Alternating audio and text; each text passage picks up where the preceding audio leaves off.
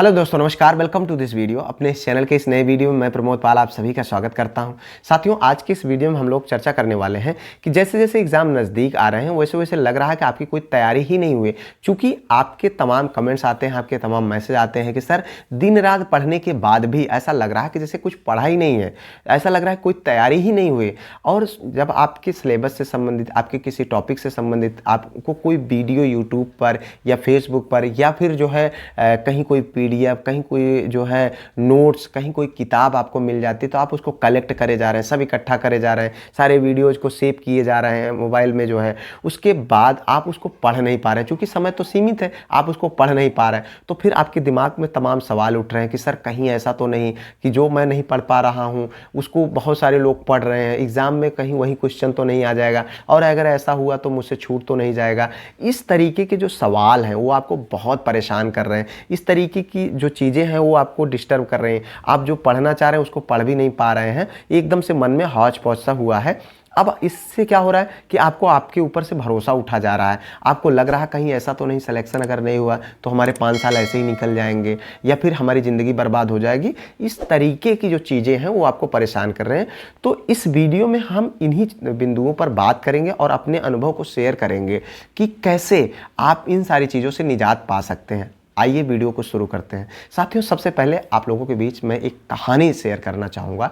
एक बार 2 व्यक्ति एक प्लेन में यात्रा कर रहे थे। पहला व्यक्ति दूसरे व्यक्ति से समय पूछता है, तो दूसरा व्यक्ति समय बताने के बजाय उसको मना कर देता है कि मैं आपको समय नहीं बताऊँगा। तो पहला व्यक्ति दोबारा पूछता है कि भाई साहब, मैंने आपसे समय ही तो पूछा है, आप समय बता सकते हैं।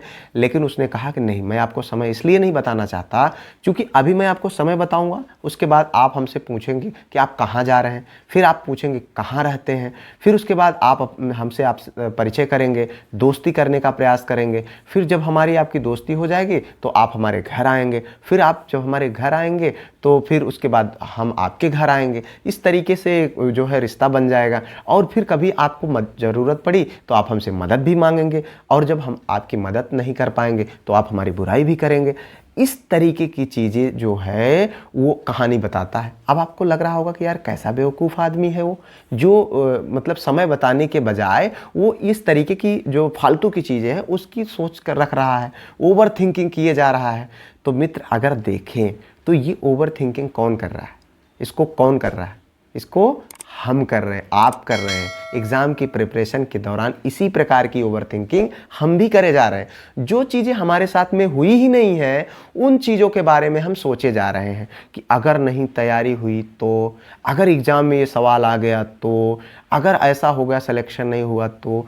कहीं क्यों नहीं होगा भाई? अभी तो समय है ना, अभी हम स्ट्रेटजी बनाएंगे, अभी हम पढ़ेंगे, अभी हम आपका गाइडेंस करने के लिए हैं। टेंशन नहीं लेने का, ठीक है? सिर्फ पढ़ने का, टेंशन नहीं लेने का। आइए वीडियो में बात करेंगे कि इस ओवर थिंकिंग से आप कैसे आगे निकलेंगे।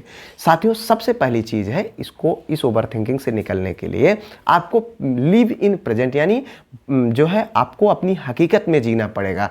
आप जो है अभी आप एग्ज़ाम की तैयारी कर रहे हैं, इस बात को आपको समझना पड़ेगा कि अभी आपका एग्ज़ाम नहीं हुआ है। अभी आपकी ये जो फालतू की चीज़ें आपके दिमाग में चल रही हैं, ये जो है आपको एग्ज़ाम से बाहर नहीं की हैं, ठीक है? अभी आपका एग्ज़ाम आना बाकी, अभी आपके पास, आपके हाथ में सब कुछ है, जो चाहेंगे आप उसको कर सकते हैं। इसके लिए आपको एक जो है वर्तमान में जीना पड़ेगा और आपको प्रैक्टिकल होना पड़ेगा। प्रैक्टिकल कैसे होंगे मैं बताता हूँ, सारा तरीका मैं बताऊँगा, बस आप लोग वीडियो को ध्यान से समझते रहें।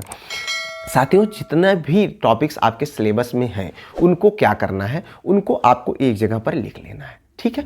अब उसको लिखने के बाद प्रत्येक टॉपिक के बाद आप उसका रिसोर्स लिखिए। जैसे मान लीजिए आपने विलियम शेक्सपियर को लिख लिया, विलियम शेक्सपियर का मैकबेथ है, मैकबेथ का आपने रिसोर्स लिख लिया कि हमको कहाँ से पढ़ना है। बाय द वे, आपको पढ़ना है, मान लीजिए नोट से पढ़ना है, ठीक है? आप उसको लिख लीजिए, नोट से पढ़ना है। दूसरा आगे लिख लीजिए कि हमको यूट्यूब से पढ़ना है, ये वीडियो है कुछ, उसको देखना है। तीसरा आप जो है कोई PDF है उससे पढ़ना है। तो ये चीज़ें आपको क्लियर हो गई कि मैकबेथ वाला टॉपिक हमको इस जगह से पढ़ना है। अब ये एकदम से बिल्कुल आपको क्लियर हो गया आपके मन में। अब आपको डाउट नहीं रहेगा कि कहीं छूट तो नहीं रहा है। फिर उसके बाद आपको क्या करना है, उस टॉपिक का आपको प्रैक्टिस करना है। मान लीजिए मैकबेथ है, मैकबेथ का आपको प्रैक्टिस करना है। अब मैकबेथ की प्रैक्टिस आप कहाँ से करेंगे, ये बात आप बिल्कुल स्पष्ट होनी चाहिए।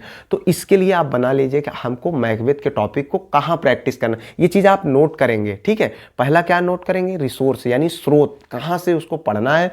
दूसरा लिखेंगे कि जो है कहाँ कहाँ से उसकी हमको प्रैक्टिस करनी है, कहाँ कहाँ से उस टॉपिक के क्वेश्चन हमको मिल सकते हैं। आप जब इस चीज़ को लिखेंगे तो उसके बाद फिर आगे तीसरा पॉइंट आपको लिखना है कि उस टॉपिक का रिवीजन आप कहाँ से करेंगे। समझ में आ रहा है बातों को, आपको कहाँ से उसको रिवीजन करना है। भाई दबे आपने पढ़ लिया, प्रैक्टिस कर लिया, पर उसको रिवीजन आपको कहाँ से करना है। क्या यूट्यूब के वीडियो को फिर से देखना है या फिर सिर्फ नोट से ही आपका रिवीजन हो जाएगा, ये बात आप समझ लीजिएगा। क्योंकि आप वीडियो देखेंगे तो ज़्यादा समझ आएगा, लेकिन आपके नोट्स में रहेगा, सरसरी निगाह में रहेगी आपकी, या तो शॉर्ट नोट्स रहेगा, तो आप वहाँ से आपका रिवीजन हो जाएगा। उसके बाद फिर आप देखें कि आपका कौन कौन सा चैप्टर ऐसा है जिसको अभी तक आपने पढ़ा नहीं है या पढ़ना बाकी है, या जिस चैप्टर पर अभी आपका, जिस टॉपिक पर अभी आपका कमांड नहीं हुआ है, उसको नोट कर लीजिए। फिर उसको नोट करने के बाद आप क्या करेंगे कि आप देखिए कि आपके एग्ज़ाम में कितना समय बचा हुआ है। मान लीजिए 1 महीना बचा हुआ है, 2 महीने बचे हुए, 40 दिन बचा हुआ, तो आप जितने टॉपिक हैं उतने जो है डेज पर आप उसको क्या करिए, डिवाइड कर दीजिए। बाय द वे मान लीजिए 20 टॉपिक आपके छूटे हुए एग्जाम्पल स्वरूप और 40 दिन बचे हुए, यानी कि एक टॉपिक के लिए 2 दिन बचे हुए। अब आप उसकी स्ट्रेटजी बना लीजिए कि हमको पर डे इस टॉपिक को ख़त्म करना है। और एक चीज़ आप जान लीजिए कि जब एक एक चीज़ें आप ख़त्म करेंगे, एक एक चीज़ को पढ़ेंगे ना, तो आपको अंदर एक आत्मविश्वास होगा कि यार हाँ, अब हमारी तैयारी हो रही है, मैकबेथ को मैंने तैयार कर लिया, मैकबेथ से कोई क्वेश्चन आएगा तो नहीं छूटेगा। ठीक है, जब आप आगे तैयार कर लेंगे कि यार सोनेट का सारा क्वेश्चन हमारा तैयार हो गया, आपको कॉन्फिडेंस आएगा, आपके अंदर आत्मविश्वास आएगा कि नहीं यार तैयारी हो रही है, मज़ा आ रहा। फिर इस तरीके की जो नेगेटिव चीज़ें हैं वहाँ से आपके दिमाग से निकलना शुरू होंगे और सकारात्मक दिशा में आपकी तैयारी होना शुरू हो जाएगी। अब उसके बाद आपको क्या करना है कि जब ये सारी चीज़ें हो जाएं, और देखिए एक चीज़ मैं आप लोगों को और बताना चाहूँगा, जब भी आपको कभी नेगेटिव फीलिंग आए, आपके मन में सवाल आए कि यार तैयारी नहीं हो पा रही है ना, तो आप क्या करिए, PYQ सॉल्व करिए, यानी प्रीवियस ईयर के क्वेश्चन सॉल्व करिए। जब आप प्रीवियस ईयर के क्वेश्चन सॉल्व करते हैं तो आपके मन में आपको एक आत्मविश्वास मिलता है कि यार देखो यही क्वेश्चन तो पूछे गए हैं ना, इसको तो मैं सॉल्व कर ले रहा हूँ, गजब, तो मेरी तैयारी इसका मतलब अच्छे रास्ते पर है, यानी मैं सही दिशा में बढ़ रहा हूँ। तो ये चीज़ें जो है ना आपको एक बहुत आपके अंदर एक कॉन्फिडेंस देंगी, और ये कॉन्फिडेंस ना आपको आपकी तैयारी की धार को और मजबूत करेगा। आप इतना जान लीजिए, अपने मन में एकदम से, अपने थॉट प्रोसेस में एकदम से क्लियरेंस लाइए कि हाँ हमको क्या करना है, कहाँ मतलब किस टॉपिक को कहाँ कहाँ से पढ़ना है, और किस टॉपिक को कहाँ कहाँ से प्रैक्टिस करना है, किस टॉपिक को जो है कहाँ से रिवीजन करना है, किस टॉपिक को कहाँ से जो है जो बचे हुए चैप्टर हैं उसको कितने दिन में पढ़ना। ये चीज़ें आप नोट कर लीजिए, 1 दिन का समय लगेगा, बिल्कुल इसको सब अपना एक वो कर लीजिए और उसी चीज़ को पढ़िए। फिर फालतू की चीज़ें आ जा रही हैं उसको ये नहीं, भाई देखो आप आज सोशल मीडिया का ज़माना है यार, देखो हर कोई मैटर जो है टॉपिक्स बना रहे हैं, हर कोई जो है अपने अपने आधार पर वीडियोज बना के दे रहे हैं।